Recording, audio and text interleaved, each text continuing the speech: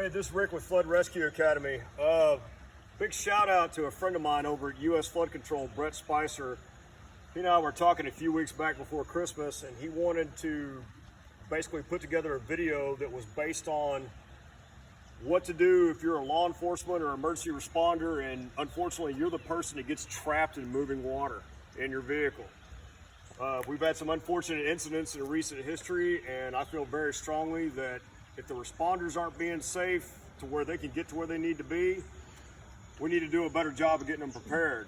Now, there will be a follow-up video to this to where we actually do a little bit of a demonstration inside of a vehicle, but I wanted to talk about it a little bit.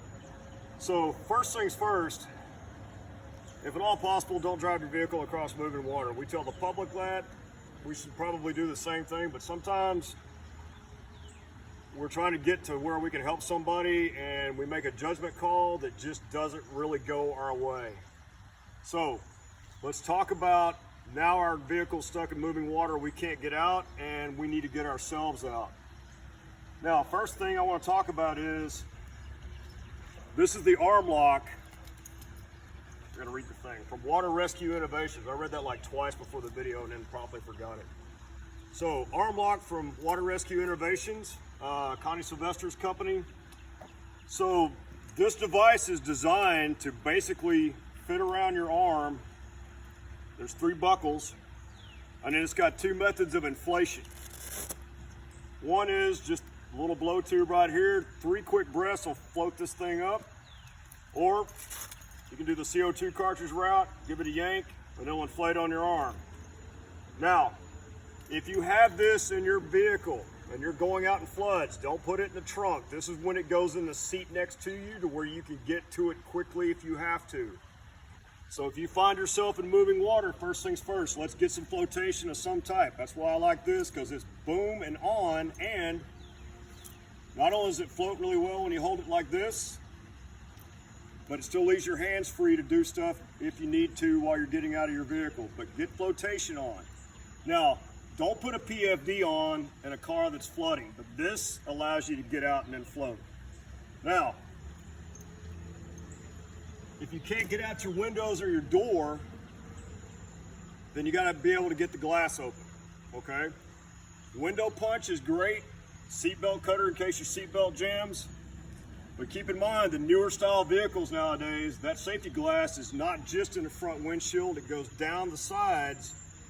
So if you're not able to break that safety glass, you need a tool that's going to cut through that safety glass.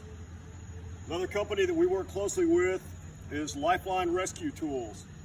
This is the fire tool. The water rescue version of this is called the JAWZ, J-A-W-Z. The difference being, this has a steel blade, whereas the JAWZ has a titanium blade. I like both. The only difference being, if you get this one wet, take it out of the sheath, let it dry, put a little bit of oil on it, that way your blade doesn't rust. But this goes through reinforced glass really, really nice, and it's got a window punch on the back or to get you started for that cut. So, get that glass out of your way. Now, don't open your door on your vehicle in moving water. If your vehicle's not moving, opening that door is going to cause 2 potential problems for you. One, you now put, for lack of a better term, a fan or a sail out there in moving water, which can change how your vehicle sits and cause it to shift and then get swept. Second thing is, you've got moving water against that door, it's probably going to slam back shut about the time you're crawling through that door opening, which is going to end up getting you hurt when you don't need to get hurt. All right, so get out on top of your vehicle first and foremost if it's stable. Take your bearings, figure out where you're at. If you're able to get easily back to shore, by easily I mean easily, like no muss, no fuss, then do that. If not, water's too deep to wade, you're not comfortable swimming it because the arm lock's designed to float, it's not designed to swim, then hang tight. Now, while you're hanging tight, remember, the water may come up, your vehicle may shift.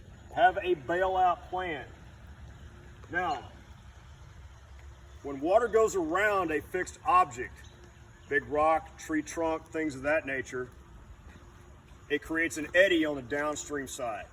Okay, eddies are our friend until they're not.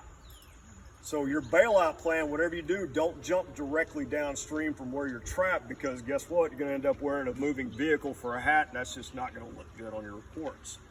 You have to go out to the side, okay? Now, if you find yourself in the water like this, quick station break. Afternoon, sir. Good afternoon. All right. If you find yourself in the water, first things first, don't panic. Don't fight it. Get flat on your back with your feet facing downstream. Get that arm lock up here to where it keeps your torso out of the water, and go straight downstream. That way, if you come up to something, you can push off with your legs. When you're going downstream, straight downstream, say this is you, this is your feet, this is your head. You're going downstream, you're gonna go straight downstream. 45 degrees to the current vector. Keep this in mind. What that means is, if I'm going downstream this direction, so this is river right, this is river left. I'm going downstream, I'm pointing this actually downstream now, and I want to get out on river right. I turn my entire body head first, i.e. put my head towards the direction I want to head at a 45-degree angle to that current. It'll now push you downstream, but it'll also push you off to the side. If you want to go left, same business. Turn your head to the left, entire body goes, and it goes 45 degrees to the current vector. Now, the problem with talking about this on dry land using a tool as a demonstration, defensive swim is something you need to practice at least once in your life, because it is not a natural act once you get into it. Don't fight it. I can't stress that enough. My students are so tired of hearing me say that when we teach defensive swim in class. Don't fight it. Lay back and relax. Pretend you are in bed at home. Lay flat. Don't fight it. So, have some type of flotation in your vehicle. Have some way to get out of the vehicle. For you law enforcement officers out there, if at all possible, I know you guys are wearing Kevlar, lots of extra equipment, everything else. If at all possible, ditch that. That gives you more flotation, not less. I understand nobody wants to leave their Glock in a car. I don't either, but it's better than you staying in the car and getting hurt. So, again, there's going to be a follow-up video to this with a little bit more detail, talking about how to actually get out of a vehicle. We're not going to submerge one. We've got one already submerged, so why submerge another one? So, stay tuned for more. Again, this is Rick from Flood Rescue Academy. Y'all stay safe, and stay tuned for more.